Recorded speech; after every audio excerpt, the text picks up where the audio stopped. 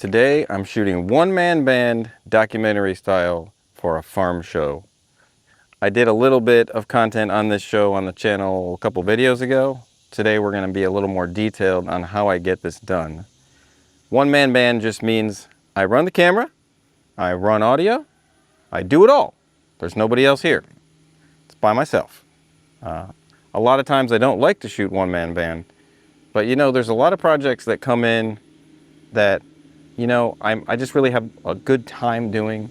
Like, I have a good time doing this farm show. It's a lot of fun. So I want to go after it. I want to do it one-man band. The budget isn't massive, so I have to do it by myself just to make it work. So I am doing all the audio, the shooting, and the editing for this show. And I love it. So today we're going to talk about the kit and how I get it done. So the first thing I have to do is put on my harness. This is just a standard ORCA harness. As you can see, it's ORCA right there. And link in the description, of course, always. I always try to put the links in the description for everything that I'm using because, you know, it's really hard to find out exactly what to buy, especially in audio. I don't know why, but so this is just a standard ORCA harness. Get that clipped on. And then I'm using this harness. It's a little overkill for the size of audio bag that I'm running. As you know, this is my normal audio bag. So this is what I normally use. But when I'm one-man band, I can't use a bag this big. So I use a bag of this size. And if you look in this bag, it is the Sound Devices MixPre D. Okay, it doesn't have any recording capabilities built into the mixer, but it is a standard mixer, 2 channels, mic or line in and out. It's a really great mixer, and it helps me have a nice small footprint on the front here. It's not heavy. I can wear it all day without problems. I can wear my other bag almost all day too, but so we'll get this hooked up to the camera. So then the other 2 pieces of gear that I need are my Panasonic S5 and then my BlackMagic monitor. My S5, I just kitted out with the kit lens, 20 to 60. And then I've got a set of ND filters that I run. We're outside. These are Nisi ND filters. As you can hear behind me, he's getting ready for the shoot. He's getting the tractor in the right position. And then I just look through this to make sure it's clean. It's nice and clean. Screw that up. Okay. And then for when I'm doing one-man band, I just like to have one point to hold the camera. I don't usually put this top on. It's a little much. For monitoring, I have this guy. This is a BlackMagic Video Assist 7-inch. I have a small iFootage mount that I use. Put this on here. Just put this on the hot shoe. Screw it down. Okay. For on-camera audio, I have my CS-M1 by Sanken Ultracompact shotgun mic. So I get that mounted up. This is just a standard Sennheiser mount. This is a mount that came with another shotgun mic. So I got that rigged up. Then I need to take this HDMI, plug that in, come into HDMI in on the monitor. Okay, power up the camera, power up the monitor. Okay, so we're good to go there. This cable is coming out of the stereo XLRs. So this is a mini jack. I call it a mini jack, 3.5 millimeter, whatever you want to call it. That goes into the camera. And then this goes into the camera or comes out of the camera headphone return. So this helps me monitor with my mixer if my camera's recording audio. Okay. And then on this bag, I have an audio line coming out of the unbalanced out into a Tentacle sync. This is just to record backup. I am sending audio into the camera, so this is just a backup. And then I have Sennheiser G4 receiver and transmitter. Got a Sennheiser MKE 2, otherwise known as a Mickey 2. Okay, so we'll get that on him. This mixer is extremely powerful and very simple at the same time. There's no LCD screen, it's all switches and manual knobs, and the meters are all LEDs. So there's no touch screen. It's real simple, okay? I got these, I have several of these mixers. I got these back in the day. These were the first thing I bought that really made me want to do sound, because they're just awesome. So the way we shoot this show is we just follow him around doing some farm chores, and it turns into a TV show. Isn't that pretty cool? So you can see this hookup. Like I said, I just take this mini right into the mic jack. And then I take this into the headphones. That headphone to tape return lets me listen on the mixer to what the camera is hearing. It's very important to know what the camera's doing. The last thing I need to hook up is my camera mic.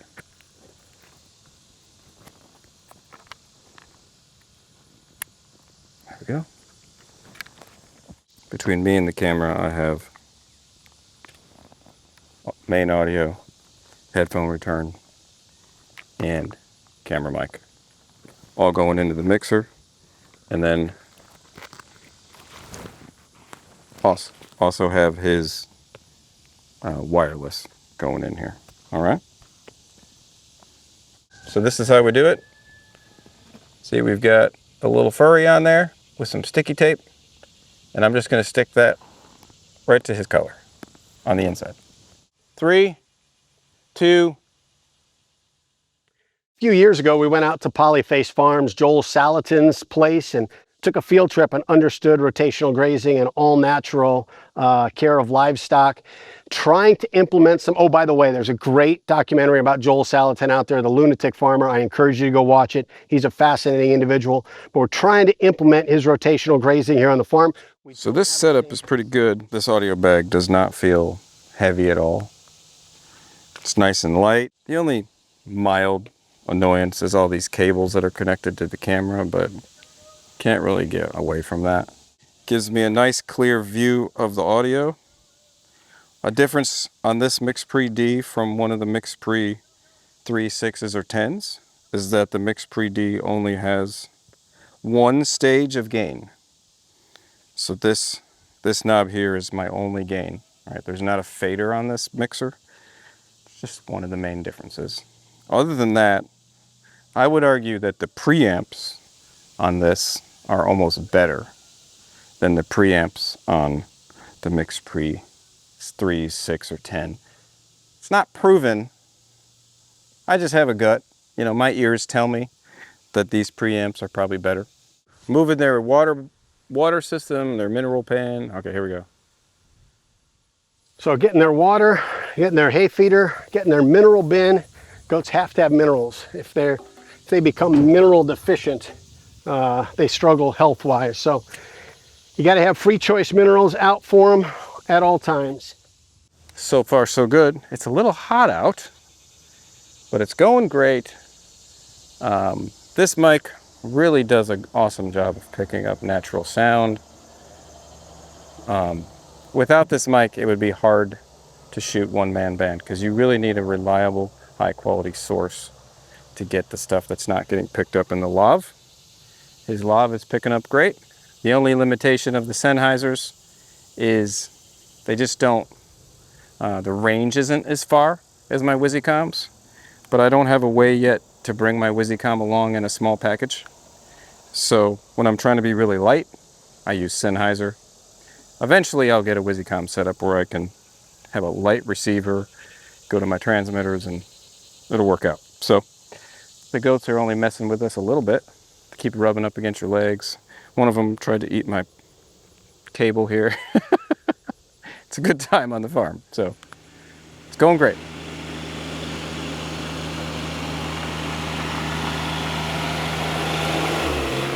So that finishes up this shoot here for this show. I'm really liking this lightweight audio package that I've put together. I used it on another shoot, so we're going to take a bit of a right turn. I did a shoot over the weekend with the Colts training camp where I used a very similar version of this. The only difference, I had a snake that was going out to a production camera, and then I had I didn't have a wireless, I had a handheld mic going out to a reporter. I'm going to show a little bit of that footage, hear how this package sounds in that setting. Well, Anthony Richardson, well familiar with that quarterback battle going back to his rookie season when he had to earn that starting job. Both quarterbacks heavily benefiting from that incredible catch radius that you see from Tyler Warren.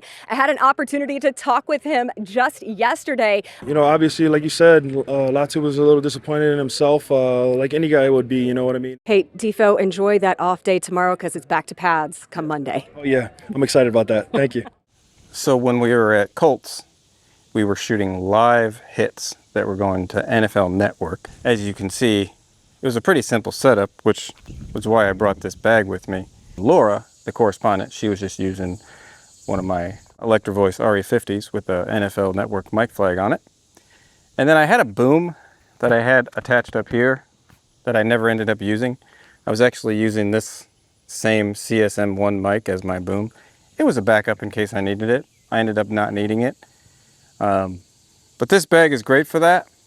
And what I'm learning every time I do these jobs is you really can't stress enough that you can customize the rig for what is happening, especially in audio, because there's so many ways to do audio and there's so many different methods and tools out there.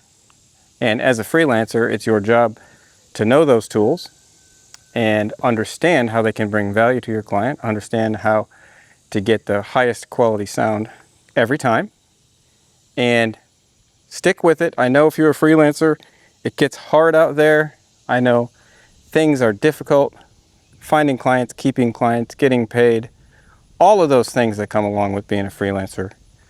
Stick with it. Just encourage you. It takes time to build a career. It takes time to get this stuff established. It takes time to get callbacks. It takes time to just develop your skills and your confidence enough to know how to rig up different systems, you know? And stick with it, and we'll see you in the next one.